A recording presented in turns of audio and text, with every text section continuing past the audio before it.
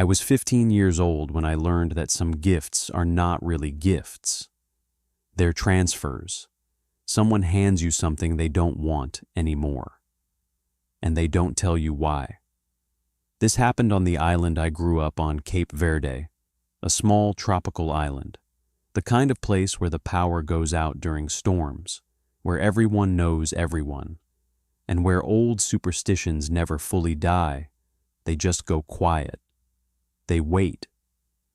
This is the story of the year our house filled up with mirrors, and the year I stopped sleeping. My dad was dating a woman back then. I'll call her Elena. She worked behind the counter of a small convenience store near the port, the kind of place where fishermen, truck drivers, tourists, and strange old men who never said much all pass through at some point in their week. Elena talked to everyone, and people gave her things. Sometimes it was food, sometimes jewelry, sometimes mirrors. At first, it didn't seem strange. A mirror is just a mirror, right? Something to check your hair before school. But looking back now, as an adult, I keep asking myself the same question. Why would anyone give away a mirror as a gift? And why would she keep receiving so many of them? We didn't have many mirrors in our house at the time, so when Elena started handing them down to us, we said yes without thinking twice. A tall one for the hallway, a round one for my parents' room, a small one that ended up leaning against the wall in the room I shared with my brother. We hung them up. We forgot where they came from. That was our first mistake. It started small, the kind of small you explain away. At night, my bed would shake. Not violently, just a few seconds of vibration, like something underneath the frame had shifted. I told myself it was the wind, or a truck passing outside. Except our house didn't shake from trucks. Nothing on that road ever made the house move. Then it happened to my brother's bed too, different nights. Never both of us at once, like something was taking turns. We didn't talk about it much. We were kids. You brush things off because the alternative is too heavy to hold. But then came the nights I actually remember. The nights I still think about, years later, when the house is quiet, and I hear a floorboard creak for no reason. I want you to understand something before I describe this. I have never, before or since, felt fear like this. I would wake up, not gradually, not the normal way you drift into consciousness, but suddenly, like someone had physically shoved me awake. My eyes would open on their own, and I couldn't move. Not, didn't want to move. Could not. There was a pressure on my chest, real physical weight, like someone or something was kneeling on top of me. My lungs felt smaller. Every breath took effort, like breathing through a straw.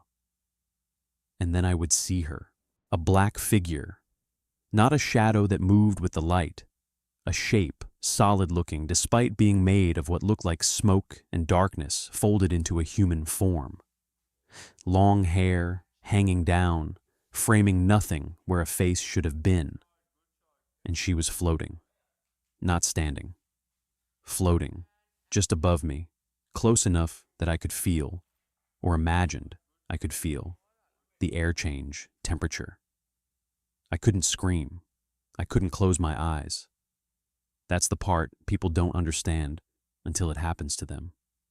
You'd think you could just shut your eyes and make it disappear. You can't. Your body isn't yours in that moment. Something else is holding the controls. I remember sweating. It was winter. Well, the closest thing our island had to winter, a cooler, damp season. And I was drenched, sheets soaked through. My heart slamming against my ribs so hard I thought the figure above me could hear it, like it was feeding off the sound. Every time, after what felt like minutes, but was probably only seconds, I'd finally managed to twitch a finger, or force a sound out of my throat, and she'd be gone. The pressure would lift like it had never been there, and I would lie there in the dark, shaking, too scared to even reach for the lamp, because some part of me was convinced that if I moved too fast, she'd still be standing somewhere in the room, watching. I thought it was just a dream at first, a recurring one, sure, but just a dream. Then I started seeing her when I was fully awake. I'd get up in the middle of the night to use the bathroom, and out of the corner of my eye, I'd catch movement at the window. A tall, dark shape just standing there on the other side of the glass. We lived on the ground floor. There was no ledge outside that window, nothing for someone or something to stand on. I'd freeze, staring at the spot, telling myself it was a shadow from a tree branch or a curtain moving in the breeze. But there was no wind that night, and the shape didn't move like a plant. It stood still, watching the house, watching me. Another night, I woke up just to shift position in bed, and there she was again, this time near the doorway of my room, that same long-haired silhouette, darker than the darkness around it, like a hole cut into the air itself. I never told my parents at first. What do you even say? Hey, Dad, I think something's been watching me sleep. At 15, you're already scared of being called crazy. So, I just started leaving a light on. I stopped looking toward windows at night. I started sleeping with the blanket over my head, like that would somehow protect me.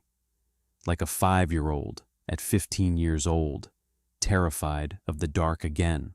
It wasn't until months later, after my brother mentioned seeing a shadow lady near his bed too, his words, not mine, that we finally started comparing notes as a family.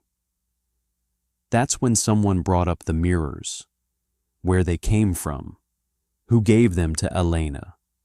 Why a woman working behind a convenience store counter kept accumulating mirror after mirror from random customers, like she was a collection point for something none of us understood. Nobody had answers. Elena didn't know either, or if she did, she never told us. But we made a decision anyway. The mirrors had to go. We took them out of the house one by one. Some we gave away. Some, the ones nobody wanted to touch for very long, we just left outside, wrapped in cloth, and let someone else deal with. I want to tell you it stopped immediately, dramatically, like a switch flipped. It wasn't quite that clean, but within a couple of weeks of the last mirror leaving our house, the bed stopped shaking. The nights got quieter, and the woman with the long black hair, the one who used to sit on my chest and steal the air from my lungs, she stopped coming. I never saw her again after that. To this day, I don't know what those mirrors were carrying with them into our home. I don't know whose hands they passed through before they reached ours, or what those customers at that little convenience store believed they were getting rid of when they handed them to Elena. Maybe it means nothing.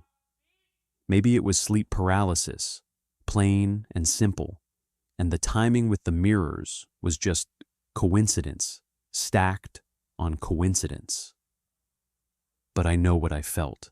I know what it's like to be fully awake, unable to move, staring up at something with a shape but no face, floating above your own bed. And I know that even now, as an adult, living far from that house, far from that island, I still don't own a single mirror I didn't buy myself. I don't take them from anyone, not anymore.